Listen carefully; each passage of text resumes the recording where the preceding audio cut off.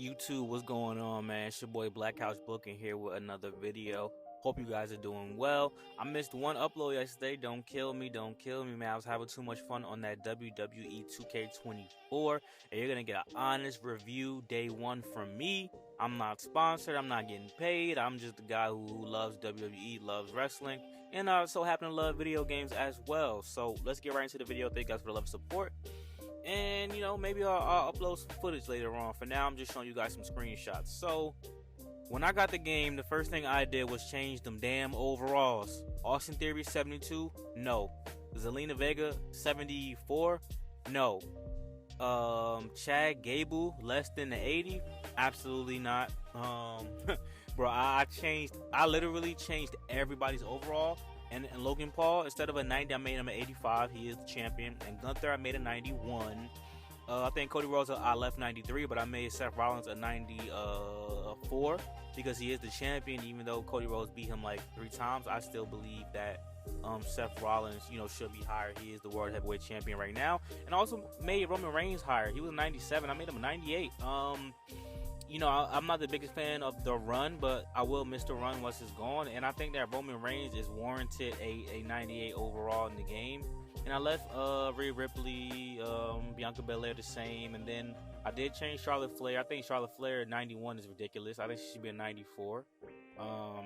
Higher than Becky Lynch in my opinion, but I didn't make her higher than Becky Lynch. I left it the way it is. I think Becky Lynch was a 95.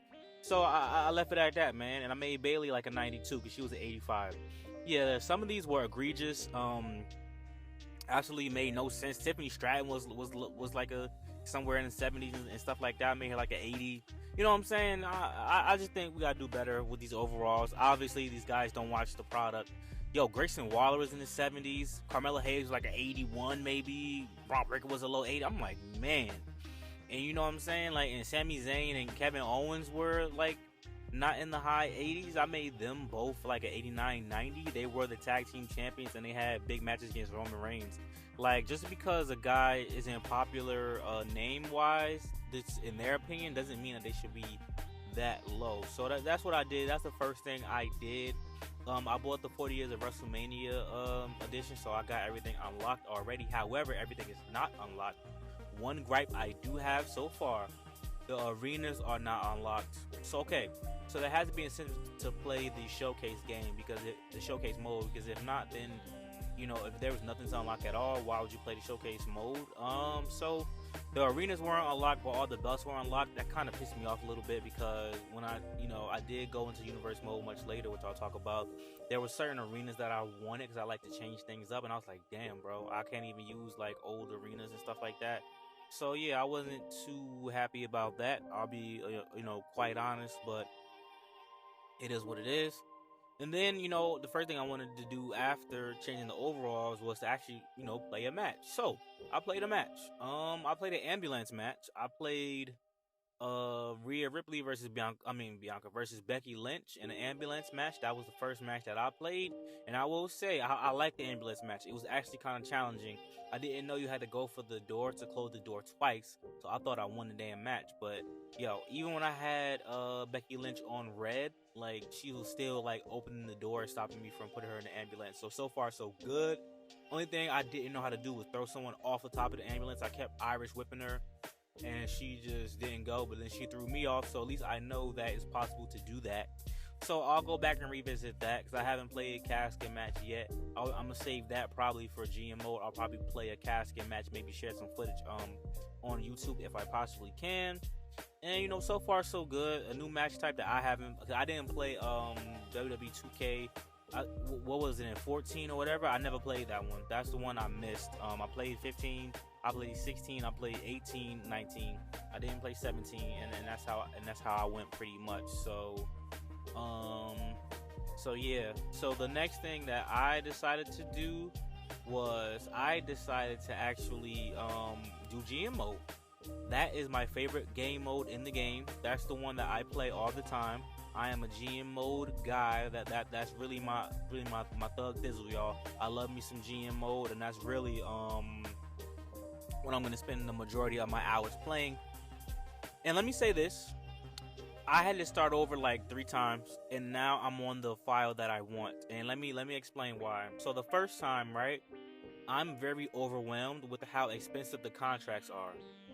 Even the new feature, even when you can like dictate how long you want to sign somebody for, you can sign somebody for 5 weeks, 4 weeks, 3 weeks, or more. It's hella expensive. Like the good superstars to sign up for 5 weeks is $100,000, and let me explain why that's expensive. I start out with the highest money, which is 3.5 million, right? People's contracts are 300,000. Like not just the top people, but like through and through, a lot of contracts are 300,000, 200,000. The low contracts are like 180s. Like remember there were like 90K contracts. I didn't see that many of those. No matter, and I even decreased the popularity of every superstar to see if that would change the contract price, because usually it does, and it didn't. I made no one was a 60, and everybody's contract was still like in the high 280,000s and stuff like that. So that really didn't make a difference. So I was very pissed off about that. You have no idea.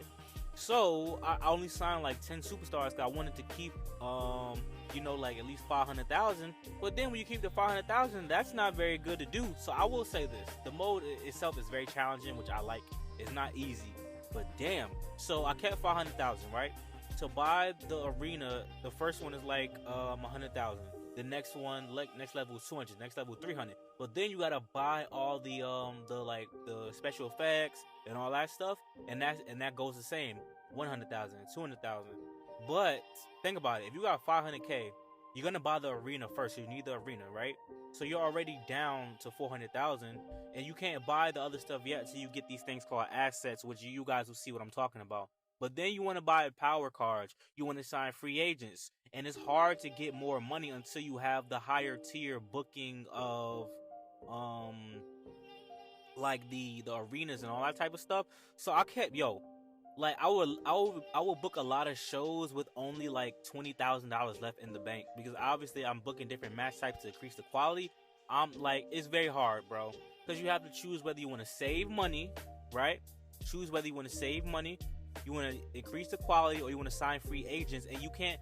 And I like the new feature. You have talent scouts where you can like search for the free agents you want, but you got to have assets to do that. To have assets, you usually get them after a good show, after you complete like some type of task. There are power cards that give you talent scout points and stuff like that.